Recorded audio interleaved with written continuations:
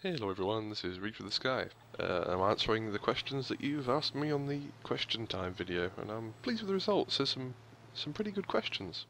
But before we begin, I thought I'd quickly share something I'm going to be taking part in tomorrow. In the Simulator Battles discussion thread, a forum member called Juliet6 is running an event based on the Battle of Midway, I believe it is. It's a simulator event with Dauntless dive bombers and wildcats on one side and zeros and B5Ns on the other. It's basically like a fan-made event. I'm going to be flying an SBD. I think the event takes place tomorrow at 6 PM GMT, so there's a few slots left. But do bear in mind that it's a simulator battle. So if you're not very good at flying simulator, you might not enjoy this event. But there's a few spaces left if you do enjoy simulator battles and you want to take part. So, on to the questions. Metal Pigeon asks, if you had to play one game and only that game for the rest of your life, what game would you choose? No pressure then. My natural instinct would be to name the Metro games, but of course there's more than one Metro game. Probably Metro 2033 if I had to choose one of the two. Specifically the Redux version, which is coming out this summer, because that's going to have vastly improved graphics and gameplay improvements and so on.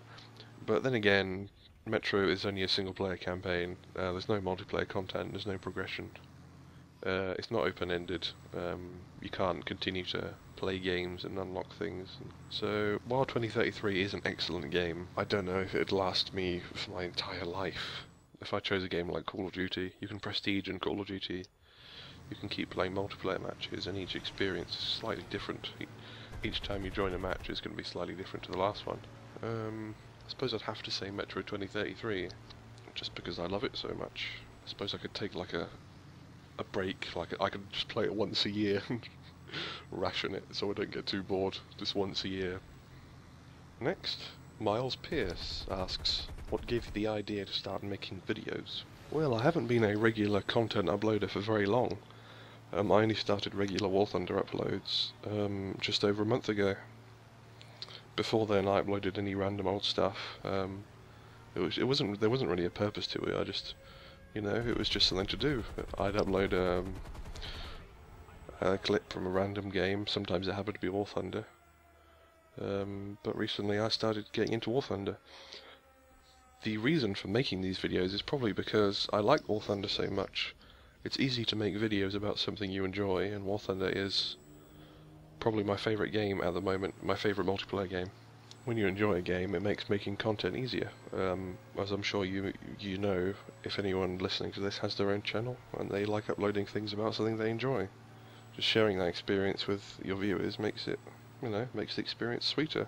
And I try to create my own sort of spin on the whole War Thunder content upload. My uploads, as you may know, aren't really based on the gameplay element. I have started showing gameplay in the background, but they're more about the historical aspect. The idea for that was the fact that I'm a huge World War II nerd. I'm fascinated by the whole conflict, and I've always been like that since a very young age. So, talking about planes and tanks and sharing that information with other players, especially with other people that enjoy playing the same games I do, well, it's a lot of fun. Ebon Hawk asks, what's your favourite War Thunder plane in every nation? There's a lot to choose from. I'll start off with America.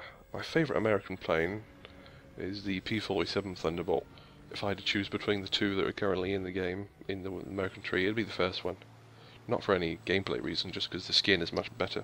I think the P-47 might be my favourite plane overall, at least for playing in realistic battles. My favourite German plane, I'm a fan of the Focke-Wulfs, and I'm a fan of the 109s.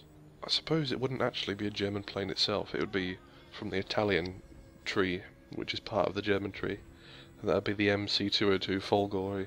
I know it's not actually a German plane, but at the moment it's under the German tree. But if I had to choose an actual German plane, it would probably be the Focke-Wulf A5. Favourite Russian plane? The Yak-9K. It's a lot of fun in arcade, but it's not very practical when you're playing realistic. I play realistic more than arcade these days. Probably the LA5 FN.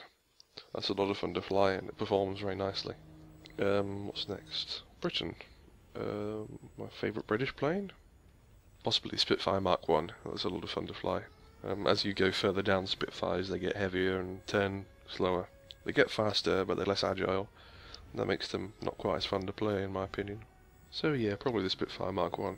Favourite Japanese plane? Probably the A6M3.